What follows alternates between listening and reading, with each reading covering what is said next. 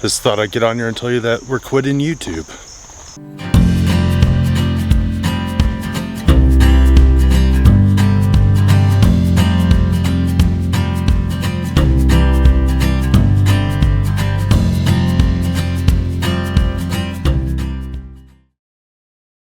Hey everybody, it's Aaron from the Kilby Life. I'm bringing you another Kilby Life video. I wanted to bring you this video saying we're quitting YouTube.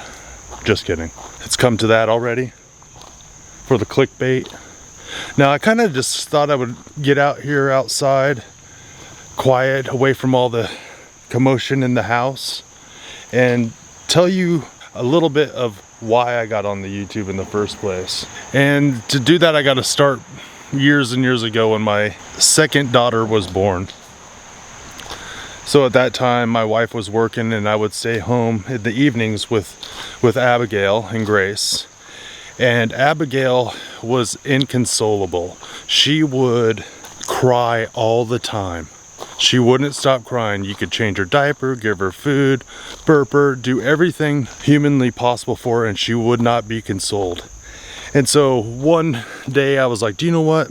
I need some evidence. I need some evidence of this. There was so much tension, so much anxiety. So I pulled out my phone and started filming her. And all of a sudden, I was like, wow, this is taking the edge off. Filming her took the edge off because now I had some witnesses, right? I had some witnesses that I wasn't crazy. What was happening was really happening. When we started this channel, year and a half, 2 years ago, I started thinking about this story with Abigail. I started thinking about Abigail and how that worked, and the tension or the loudness in our house elevated. With 8 children, it just got louder and louder and louder, and there was more and more commotion, and I just felt overwhelmed. And often I still feel overwhelmed. But I was like, do you know what? I remember that story about Abigail and how filming it helped me. So that's how the Kilby Life started. I thought I would start filming our family, the kind of help with some of the tension, or I should say the anxiety that I have when it gets super loud and chaotic in our house. Kind of have a little bit of control and have a way to document it. And obviously as a dad, you know, I like documenting the stuff, seeing my kids and looking back and watching them grow up. So there became all these other benefits, but that was the initial reason why I got on the YouTube. I'm working on this joke, which is probably not that funny, but I just kind of picture myself as some like 1980s dad with one of those big VHS camcorders going out filming the kids. Just dads in general, since cameras came out, just documenting their family. And yeah, that's cool and all. It's cool to be able to look back and watch your family grow and have all these memories. But I also wanted to have videos that were somewhat entertaining too. I mean, I feel like I've done that on some of them not so much. You look back at your old videos and you're like, oh, what were you thinking? And then you look at other ones and you're super proud of them. And do they resonate with people? Maybe. Sometimes they do, sometimes they don't. But at the end of the day, it's called the Kilby Life. We're the Kilby Life. This is documenting our family and the things that we do and the things that we care about as a family. So lately we've got a lot of traction on our channel because of my carnivore journey. Going and eating 90 days a carnivore diet, and now I'm over 140 days. Lost a bunch of weight, I feel much stronger, reversed my type 2 diabetes. It's been amazing, and there's all this support on our channel, and I'm so thankful for it. So I keep thinking, okay, what kind of videos should I make? Well, I could use some ideas. Obviously I want to document my family, I want to document my carnivore journey, I want to document our life. And not because I think we're anything special or important, we're just regular people, blue collar folks that, you know, work hard, that have been blessed with a lot of kids, and I really try to be thankful and grateful for everything that I have. I try to live in the moment and remember why I have kids. Well, Everyone knows why I have kids, but me and my wife were told we couldn't have kids. And it's one of those things that really changed the way we thought about children. I went and talked to her father and said, hey, I want to marry your daughter. And he obviously gave me permission. I went out, bought a ring, and my wife came back from Mexico and then came to me and said, hey, my doctor said I can't have kids. And I remember thinking, okay, well, I wonder where my life is going. I'm wondering what we're going to be doing.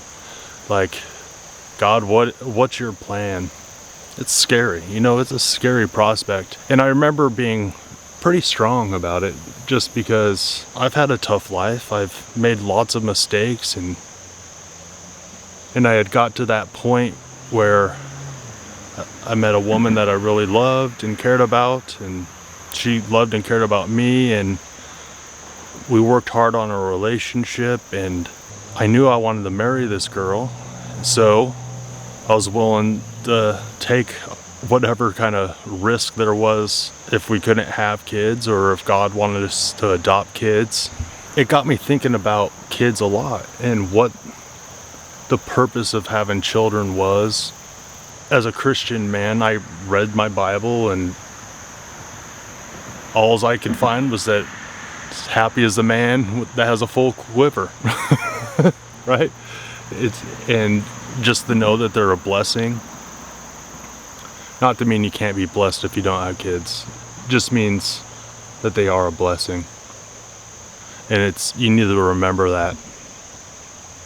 So speaking of kids, part of the reason I started the carnivore diet was because of my kids and my wife. I got that news from my doctor that I had type 2 diabetes, and I was like, do you know what? I need to do something. I need to do something to change my life so I'm around for my family. I want to be around for my family as long as possible. So yeah, I've been posting a lot of carnivore videos, and they're not the normal, we're hanging out with our kids and going on adventures. More of those will happen. We're not going to stop doing what we're doing. I just happen to have some time to record some of those, and I like giving the updates. Ooh, it's pretty out here. But the other day we were at church, and the pastor was talking about a verse in the Bible about running the race to win. So I'm trying to run the race of being a dad to win. Super important. Trying to run the race of being a good husband to win some award. Sure, I know all the points expire at midnight, but I'm going to try to cash them in before midnight. I'm going to try to run the race of this carnivore diet to win back my health, win back the strength that I should have at this age and at this time in my life. I mean, it's just nice bending over and putting on my shoes and not being out of breath. It's nice to squat down. It's just nice to squat and still be able to breathe. Have flexibility. I'm gonna run this race to win. What a good reminder to run the races that you started to win. Go into strict training.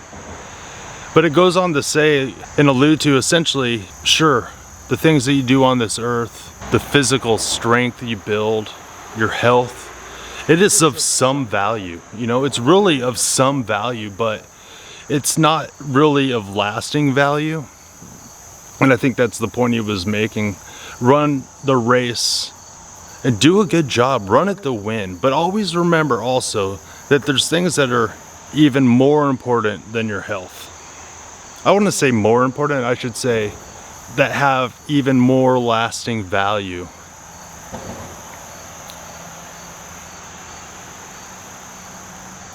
I guess what I'm saying is, I'm so glad that I started this channel. I'm glad I punched fear in the face and did it. Started documenting my family. Been able to document my health journey. Been able to encourage and inspire people. Really, there's nothing more I really wanted in life.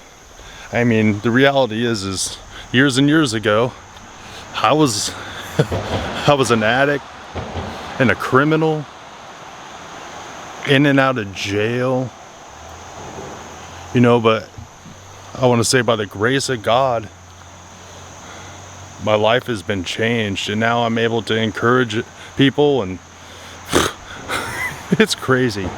It's crazy. So when we had our first kid, I remember telling my wife, brought an extra battery pack and it died.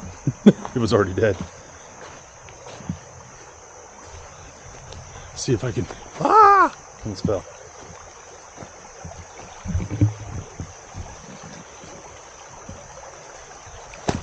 Let's see if this translates. When we had our first kid, I remember telling my wife, because the stress of being a new parent and not knowing what to do, don't knowing if you could do it. I remember telling my wife, saying, hey, we got to remember, these are not our kids, these are God's kids. And it's like, on the surface of it, it's like, how does that make that better? If these are God's kids, shouldn't that mean I need to work extra hard? And yes, it does. But it also means that you're not alone. You don't have to carry the burden alone, right? Because if God gave them to you or trusts you with them, He did it for a reason. And when you're in the arena, it's hard to remember those things. So anyone that's in the arena of kids or just crazy life or whatever, it's not by accident you are where you are. Use it as an opportunity or a catalyst or a springboard for the change you need in your life. To look at things from a different perspective, potentially. I had to start looking at life through the perspective of being a father. It's really changed me. But I just want to thank everyone who supports this channel and watches these videos. Kilby out.